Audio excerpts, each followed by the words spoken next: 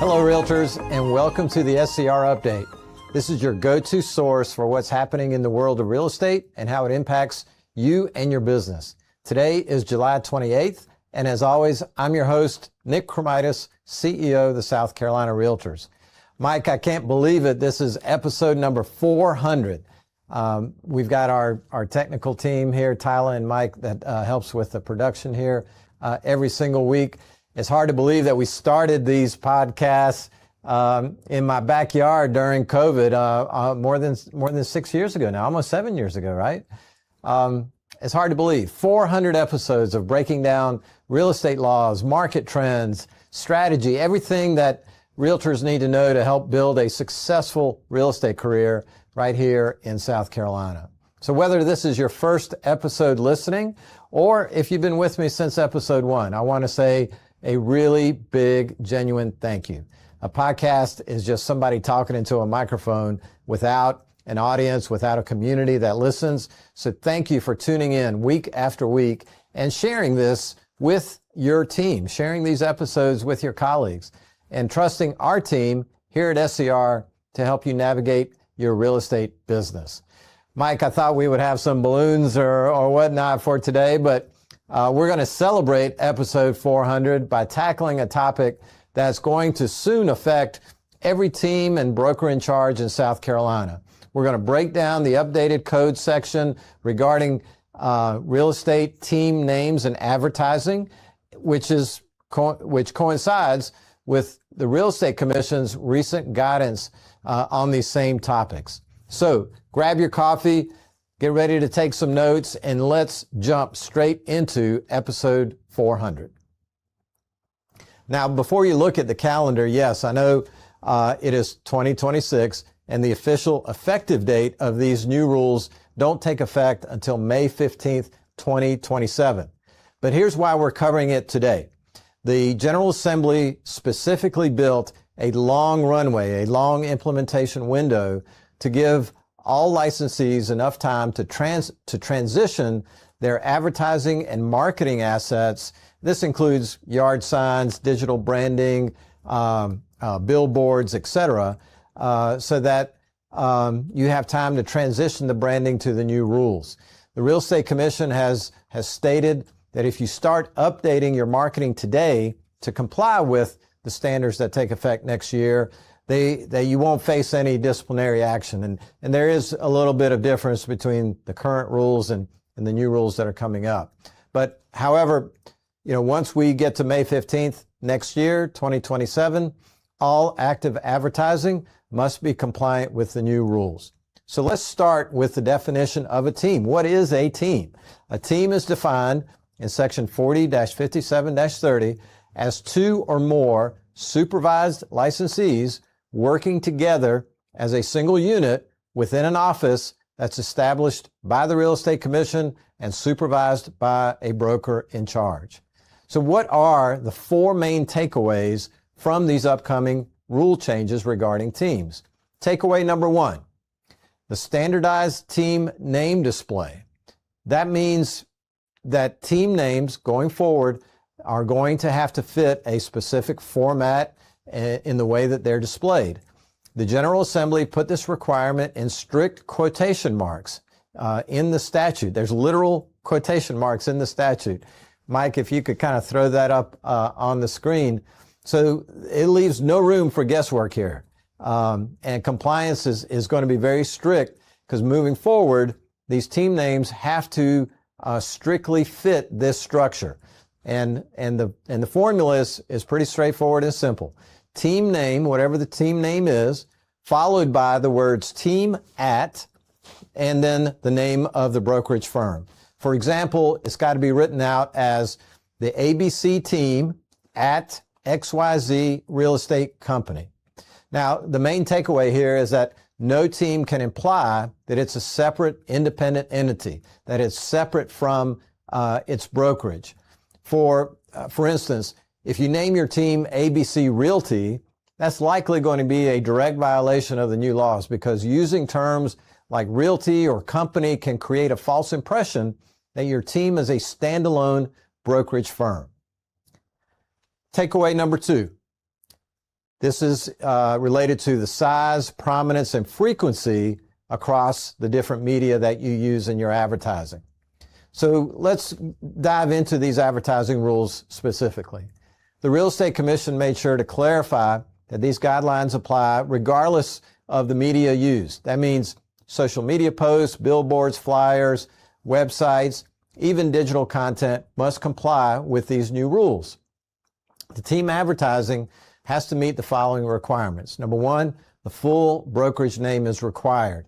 Again, this is to avoid the implication, whether it's on purpose or by accident, but every single team advertisement must explicitly include the full name of the brokerage firm.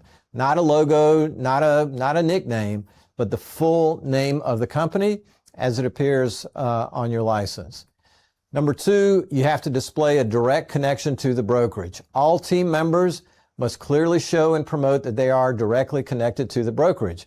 For example, if a team member posts about a home or a marketing opportunity on social media, or maybe they're providing a market update on Instagram, or mails an open house flyer to a neighborhood, that marketing piece or ad should include the team name at the name of the real estate brokerage. There's no discrepancy there for the type of media or advertising outlet that you're using. The team name rules are going to apply in every instance. Then there's the 2 times rule, and this is regarding size, prominence, and frequency.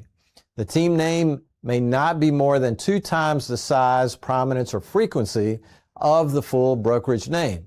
So let's break that down to see what that looks like in practice. So think about it from a size standpoint. If your team name is in a 20-point font, your brokerage name should be in at least a 10-point font. Any smaller, and it's a violation. Let's break down what frequency looks like. If your promotional flyer mentions the ABC team 4 times, but only mentions XYZ real estate company once, that's a violation. You can't have your team name more prominent than your company name. And the last thing to remember here is placement and prominence. You cannot place the ABC team, the name of your team, prominently in large letters at the top of a sign while hiding the brokerage name in tiny text at the bottom. Again, the team name must follow the required format. Team name, team, at, name of brokerage, right? That's across all media. Takeaway number 3, prohibited titles for team leaders. Now, this is a common trap that team leaders need to avoid. Real estate license law prohibits deceptive advertising. For that reason, team leaders should not advertise or refer to themselves as owner, CEO, or president of the team. Using those titles can be considered misleading to the public. Why? Because it creates the impression, again, that the team is a standalone company. And you can't do that under the new marketing rules. So what title can a team leader use? I think it's pretty straightforward, pretty self-explanatory here. The statute, the new regulations reference team leader, and because of that, that's the only term that we see in statute or regulation. So because of that, the SCR legal team recommends that you use that term, team leader. If you're the team leader, identify yourself as team leader. Pretty straightforward, I think. Takeaway number 4, brokers in charge, supervision, and operations. So finally, let's look at the supervisory and operational rules for brokers in charge regarding teams. License law stresses that a broker in charge is strictly responsible for supervising the team and all licensed team members. A broker in charge cannot delegate their supervisory responsibility to a team leader or another team member. Additionally, brokers, don't forget about your written office policy. Your written office policy must explicitly outline and govern team relationships. Remember that the broker in charge must have a signed statement from each supervised licensee that's in their firm. All of their affiliated licensees have to affirm in writing that they've received and read a copy of the office policy.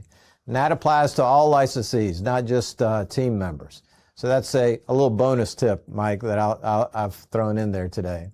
And the last thing I'll mention regarding brokers in charge has to do with agency. When a team member enters into an agency relationship, whether it's a buyer brokerage, whether it's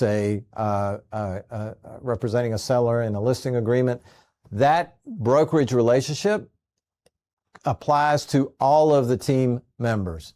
And teams, don't forget, you can't conduct business out of your own office. You can't establish your own office. You've got to conduct your real estate activity out of your commission established office, as stated on your pocket card, under your broker in charge's supervision. There are ways to create branch offices and whatnot, but don't do it on your own without having been reviewed and approved by your broker in charge.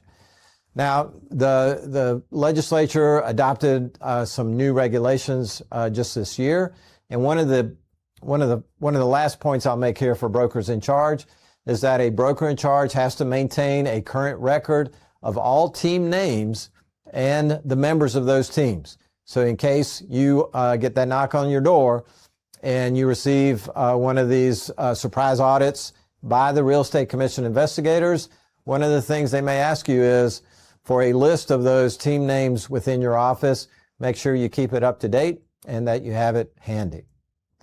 So to wrap things up, realtors, whether you're on a team, whether you're a broker in charge, start reviewing your team branding, your social media profiles, yard signs, etc. Start doing that now. Phasing these changes in early, number one, will help ease some of the cost so that you're not doing it all at once, and it'll make sure that you are fully compliant well ahead of the May 15th, 2027 deadline. So Mike, I think we're going to wrap up episode 400 here. We've been laser focused on team names and advertising and broker in charge responsibilities. Realtors, we really appreciate you tuning in to this week's program. Don't forget to subscribe to us on our YouTube and Facebook pages. Make sure you leave us a great review and share this podcast with your team. Be safe, stay realtor strong, and we'll catch you again next time.